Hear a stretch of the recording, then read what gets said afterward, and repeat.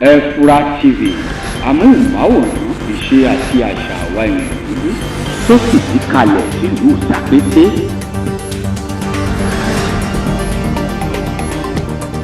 Efura TV. Ẹ kú ilé o gbogbo ọmọ Benin pátápátá jákèjádò gbogbo àgbáláyé àtọmọ Nàìjíríà àti gbogbo etí tí ń gbọ́ mi lásìkò yìí ọ̀dẹ̀dẹ̀ ò dàbí ẹ kú ìjọ́ mẹ́ta lórí ìkànnì Efura láwà iléeṣẹ́ Efura lórí TV Efura ibẹ̀ láwà tá a ti ń ró gbàmùgbàmù èmi ọmọ yín Sùláìmọ́nì Ọlásopé tí gbogbo èèyàn mọ̀ sí TEKOMA baálẹ̀ Efura káàkiri gbogbo àgbáńlá ayé mo ti fìdí kalẹ̀ sórí ìkànnì Efura TV ètò tí mo mú wá lónìí ni ìwúlò ewé àti egbò bá a bá wo igi ọ̀pẹ ara ewé náà ló wà bẹ́ẹ̀ bá sì wo àgbọn náà òun ara igi lòun náà wà òun náà néwé tiẹ̀ ṣùgbọ́n ohun tá a ṣiṣẹ́ lórí ẹ̀ lónìí ni àgbọn rèé púpọ̀ èèyàn ló mọ̀ pé àgbọn wà àwọn òyìnbó a máa pè ní coconut àbí ṣùgbọ́n àgbọn làwa pè lórílẹ̀‐èdè tiwa ń bí oríṣiríṣi ọ̀nà ni wọ́n ń gbà lo àgbọn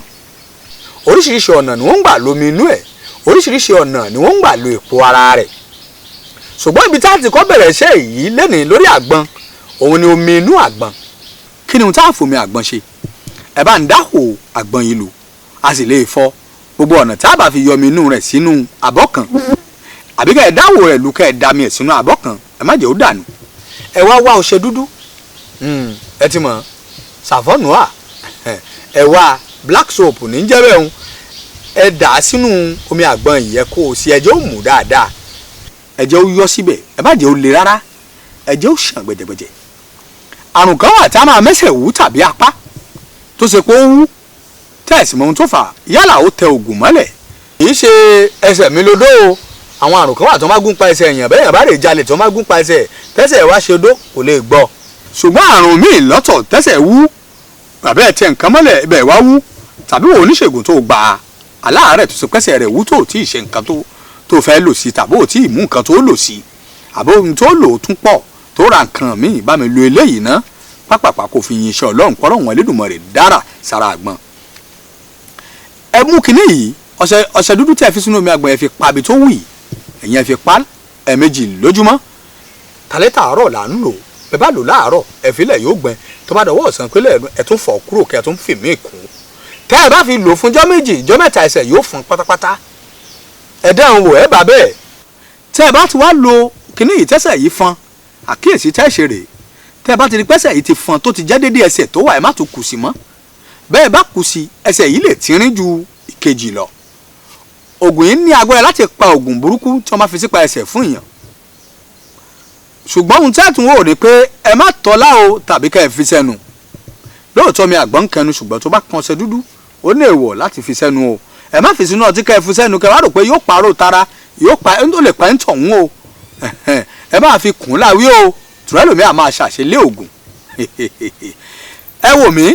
ẹ fi kíní ìpa ògùn tó bá wù yìí ìbá ìṣapá ìbá ìṣebì kan ló wù ẹ fi pa ó ní agbára láti jẹ́ kí bẹ́ẹ̀ fọn yóò sì pa oró nǹkan tó bá wà ńbẹ̀ pẹ̀lú ògùn Ọlọ́run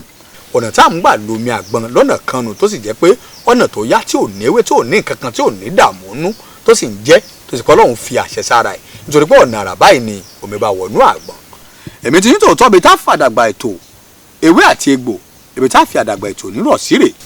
ìtókù dìjọ́ mẹ́jọ lágbára Elédùmarè èmi ní màá wá ẹ̀yin náà ní sì máa bá ẹni bá pẹ́ má bọ̀ òun làwọn ò ní dé bá ń lé taya tọmọ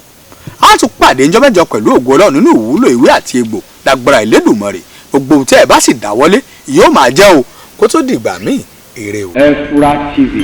amóhùnmáwòrán ìṣe àti àṣà àwa èèyàn dúdú tó fìdí kalẹ̀ sílùú Sàkété.